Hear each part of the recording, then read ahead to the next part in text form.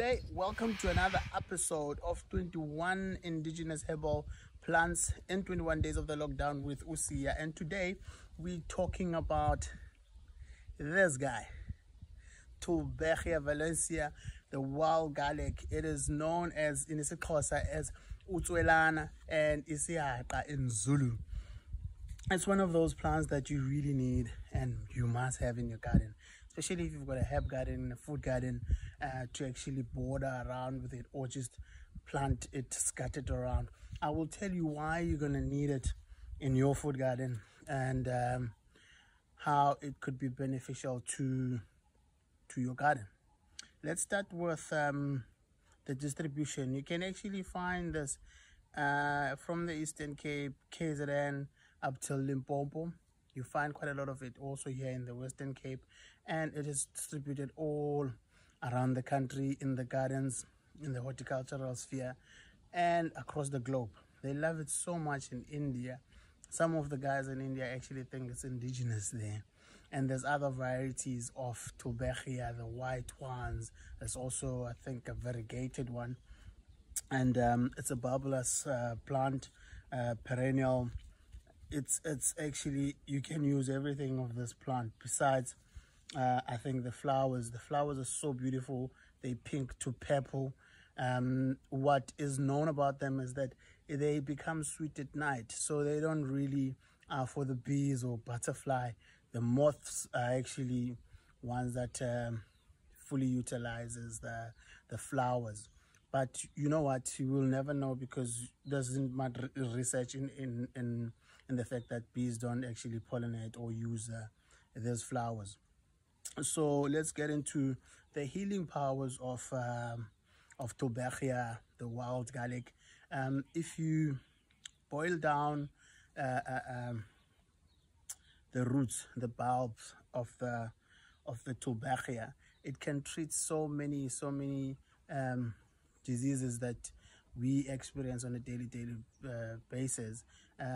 It's known to cure cancer or be of healing powers towards cancer, TB.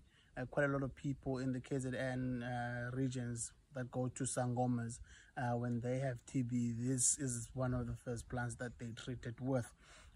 Intestinal worms, where you've got worms in your intestines, it gets treated with the wild garlic.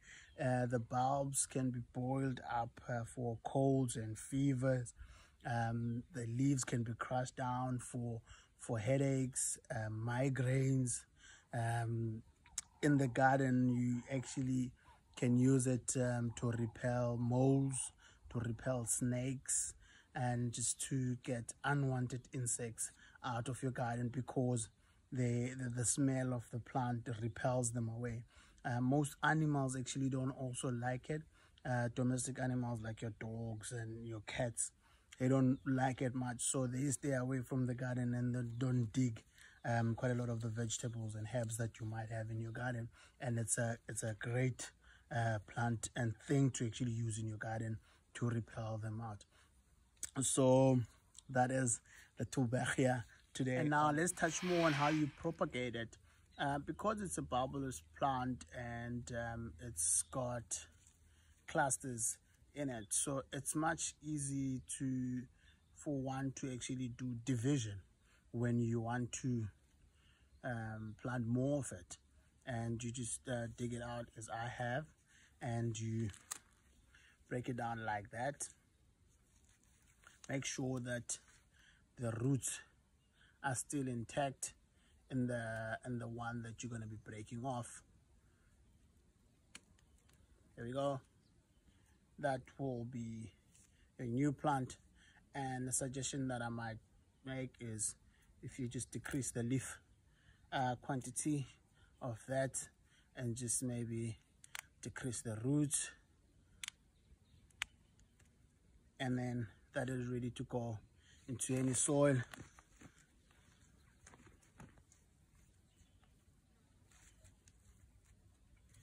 And just like that, you've got a new plant. Till next time, let me see you on the 10th episode tomorrow, when we're profiling another herbal plant with Usia. Please subscribe and let's communicate on the comments.